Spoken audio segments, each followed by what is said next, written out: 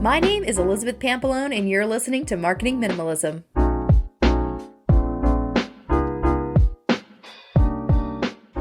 All right, we are still talking about social media and the great exit that's going to happen soon.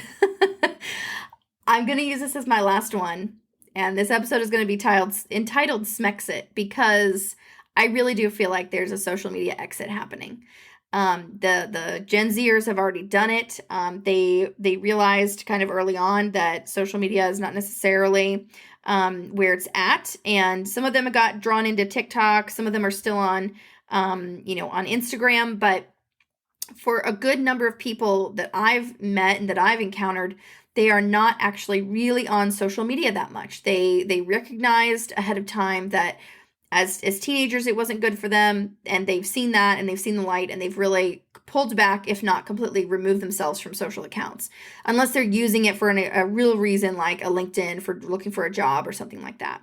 And I think that's a great thing. I think that they've kind of realized it before everyone else, and I think they'll be better off for it.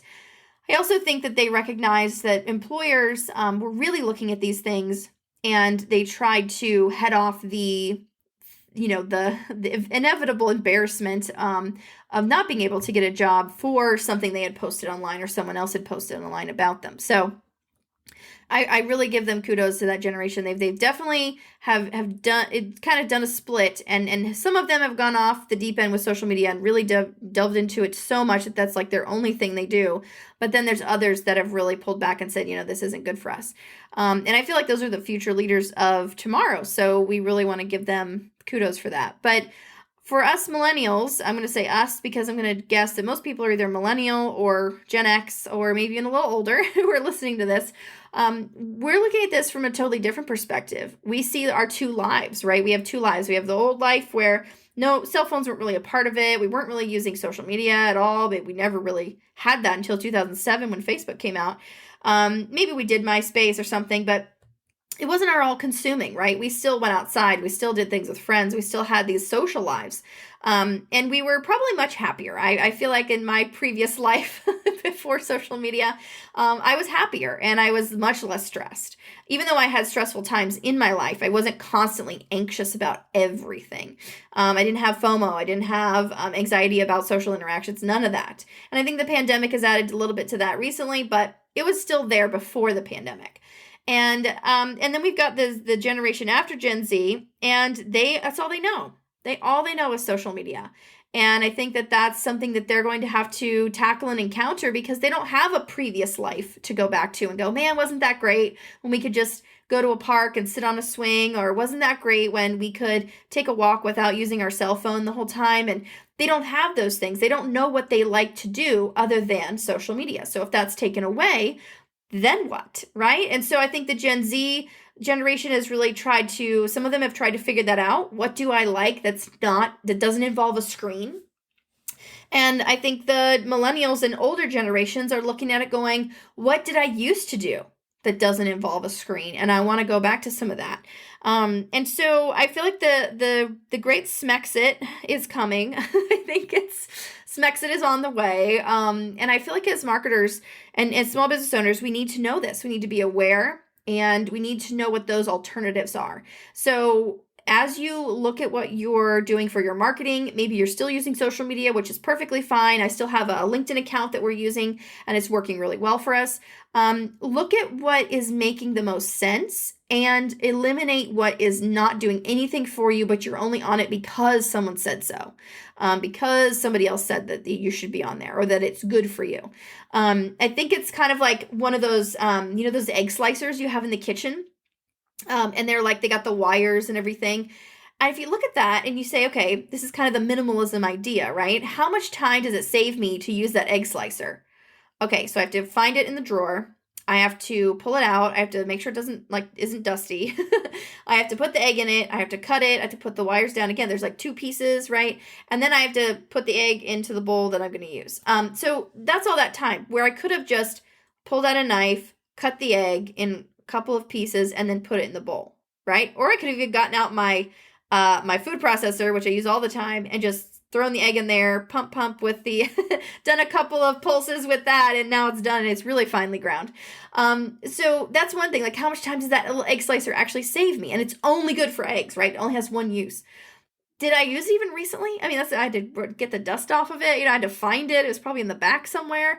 And then, you know what? Those darn little things, you have to hand wash them. I always have to hand wash them. The egg always gets on the little wires, and it's really hard to scrub, and you don't want to break the wires. And like, it takes extra time to clean when I could have just thrown the knife in the dishwasher, right? Or the food processor. I could have thrown that in the dishwasher.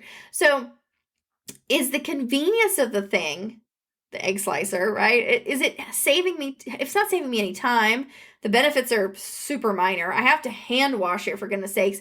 And, it's taking all this time away from when I could have just got the egg, pull out a knife, cut, done, right? It took me like less than a minute to do that whole process when I've now entered all these other tools into the situation, and now I have all these extra tasks that are now added to my just trying to make egg salad, right? So I think that's what social media is for some businesses. It becomes this, kind of like one-use thing, and it's not really being useful. But it's like, but I need an egg slicer, but I need social media, or I need Instagram, or I need, Facebook. And once you actually really look at, okay, if I did it this way or I did it that way, is the convenience really worth the trouble of owning, storing, cleaning, and caring for this egg slicer when a knife works just as well, and I already have a knife? So I feel like as long as we are looking at these things from a different perspective, and we remember a time before we had slot machines in our pockets, and we remember a time before, when business was done person to person, I feel like the world in the future, and this is where we have all these mental health issues, this is where we have all these things coming up about, people trying to live in the country and all this stuff. We have this issue that's going to be kind of coming to a point where the human interaction is gone from a lot of what we do. And even though you and I are sitting here going, yeah, we do human interaction all the time, we don't though. We text, we message, we listen to podcasts, and that actual connection of an actual conversation is lost. So I want to encourage you today to look at your social, think about SMexit, because I'm totally on board with it. Probably next year we'll be using zero social media. Don't hold me to it, but that's the direction we're going. And see if SMexit is going to be something you'll participate in. Also, look at maybe just eliminating one of the social medias you're using. Maybe it's just that egg slicer. You just don't need that. Keep your knives, keep, all the other things, your food processor, but maybe that egg slicer is just not doing you any good. And get rid of that. Eliminate one thing. Or, also just look at what you're doing as far as on social media. Are you actually helping anyone? And maybe take a poll, maybe actually get people's feedback. What is this doing for you? And if I wasn't here, what would happen? What would you do? What would you think?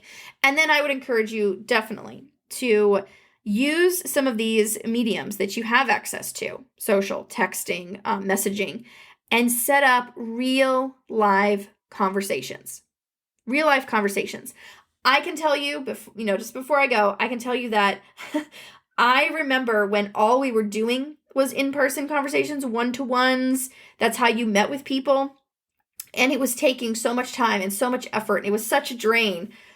But it was because they weren't, I wasn't doing it in a way that was really focusing on deeper relationships. I was doing a lot of surface relationships, right? People I'd never met. We would meet for coffee and it would be this whole 3-hour thing.